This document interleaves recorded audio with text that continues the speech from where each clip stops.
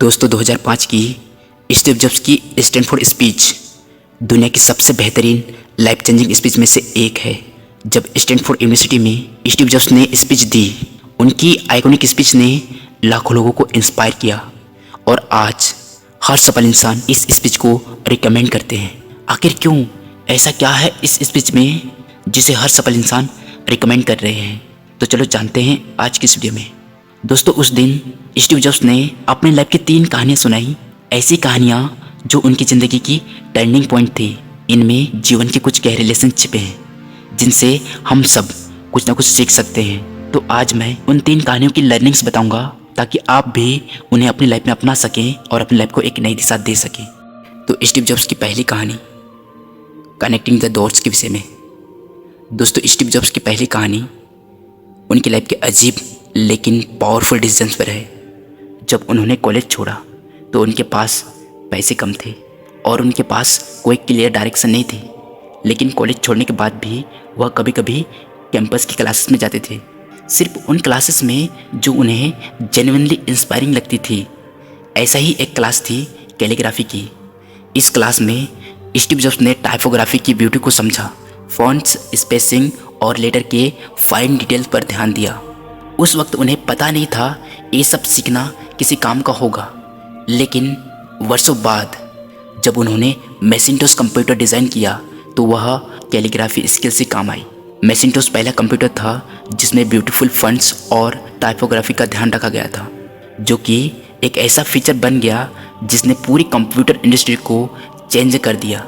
Jobs का यह decision, जिसने पहले तो बिल्कुल अनप्लान्ड और इरेलेवेंट लगा, आखिरकार उनकी लाइफ का एक डिफाइनिंग मोमेंट बन गया। दोस्तों, स्टीव जॉब्स ने एक गहरी बात कही थी, आप डॉट्स को पहले नहीं जोड़ सकते, आप उन्हें सिर्फ तब कनेक्ट कर सकते हैं जब आप पीछे मुड़कर देखते हैं। हमें अपने वर्तमान डिसीजंस को सही समझने की ज़रूरत नहीं, बल्कि अपने दिल और इंस्टिंक्ट्स को फॉलो करने की ज़रूरत है।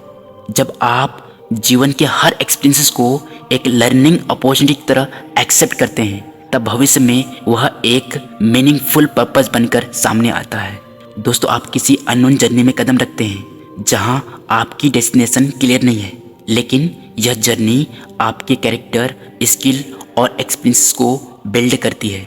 जैसे एक पजल के पीसेस, ये छोटे छोटे एक्सपीरियंसेस मिलकर आपकी पूरी स्टोरी को मीनिंगफुल बनाते हैं। आज जो चीज़ें मीनिंगलेस लग रही है वही शायद कल आपकी सक्सेस की वजह बन जाए। इसलिए हर एक्सपीरियंसेस को एक्सेप्ट करो और अपनी जर्नी में ट्रस्ट रखो। अब जॉब्स की दूसरी कहानी लव एंड लॉस के विषय में है। दोस्तों, स्टीव जॉब्स की दूसरी कहानी उनकी लाइफ की एक सबसे बड़े सेटबैक के बारे में है। उन्होंने एप्पल की शुरुआत अपने छोटे से गैराज से शुरू की थी, जहां उन्होंने दिन रात मेहनत करके इसे $1 बिलियन एम्पायर बना दिया। लेकिन एक समय ऐसा आया जब उनकी खुद की बनाई कंपनी ने उन्हें कंपनी से निकाल दिया। यह उनके लिए इमोशनल और प्रोफेशनल दोनों लेवल पर डेवस्टेटिंग यानी भयानक था। जॉब्स को लगा जैसे उनकी पूरी लाइफ का मीनिंग ही खत्म हो गया। लेकिन सेटबैक की इस अंधेरे में उन्हें एक नई रोशनी मिली। एप्पल से बाहर होने के बाद उन्होंने 2 नए वेंचर की शुरुआत की, नेक्स्ट और पिक्सर। पिक्सर का एनिमेशन इंडस्ट्री में एक ऐसा इम्पैक्ट हुआ कि इससे एक entirely new generation of computer animation को जन्म दिया। और फिर कुछ सालों बाद नेक्स्ट की टेक्नोलॉजी के साथ स्टीव जॉब्स ने दोबारा एप्पल ज्वाइन किया। यह सेटबैक एक डिस्गस्ट ब्लेसिंग बन गया, जिसने उन्हें एक और मौका दिया कि वे अपनी क्रिएटिविटी को एक्सप्लोर कर सके। दोस्तों, जॉब्स का मानना था कि सेटबैक्स का सामना करने से इंसान मजबूत बनता है। अगर आप अपने काम से सच्चा लव रखते हैं तो सेटबैक आपको डिफाइन नहीं कर सकते, बल्कि सेटबैक्स वो लर्निंग मोमेंट होते हैं जो हमें अपने वीकनेस को ओवरकम करने का मौका देते हैं। स्टीव जॉब्स ने सेटबैक को कभी एंड नहीं माना, उन्होंने इसे एक न्यू बिगनिंग की तरह देखा।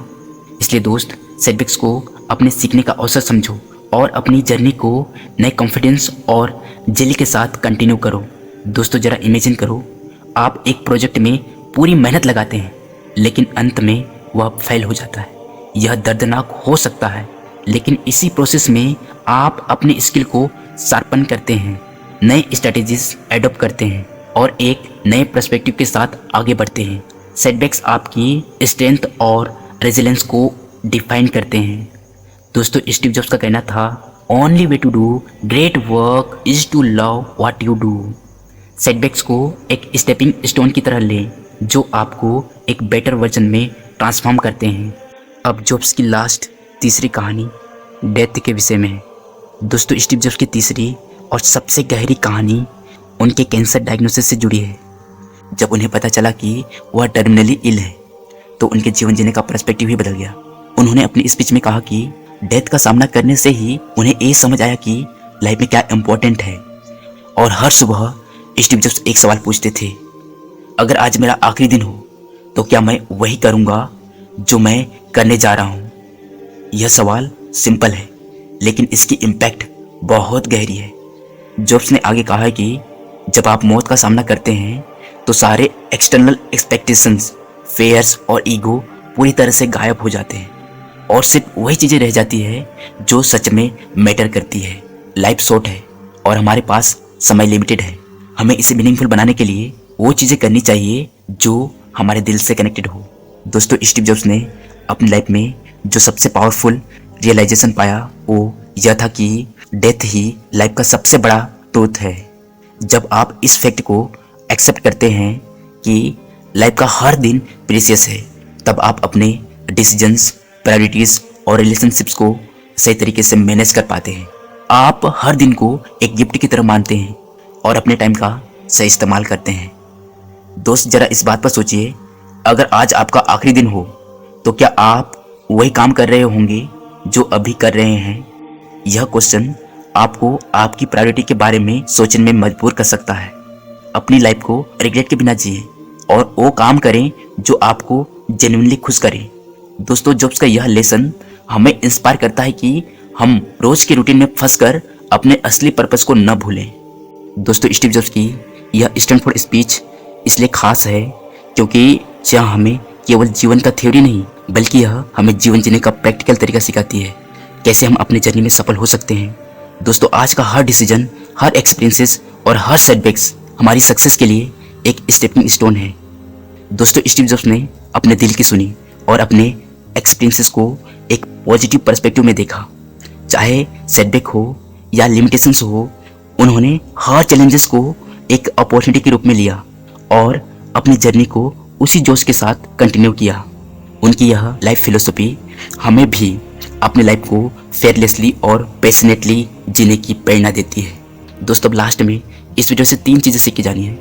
तो पहली सीख, हर एक्सपीरियंसेस मीनिंगफुल होता है, भले ही वो आज क्लियर ना हो। अपने जर्नी को एंजॉय करें और हर सीख को फ्यूचर की फाउंडेशन की तरह एक्सेप्ट करें। अब दूसरी सीख, सेटबैक से घबराएं नहीं क्योंकि वो आपको मजबूत बनाते हैं। अगर आप किसी काम से प्यार करते हैं तो सेटबैक्स उसे और पावरफुल बनाएंगे। अब लास्ट तीसरी सीख, हर दिन को ऐसे जिए जैसे वह आपकी आखिरी दिन है। अपनी लाइफ को मीनिंगफुल और पर्पस से भरें ताकि आपको कभी रिग्रेट ना हो। तो चलो आज के लिए बस इतना ही, फिर मिलते हैं कभी नेक्स्ट वीडियो के साथ। तब तक के लिए जय हिंद, जय भारत।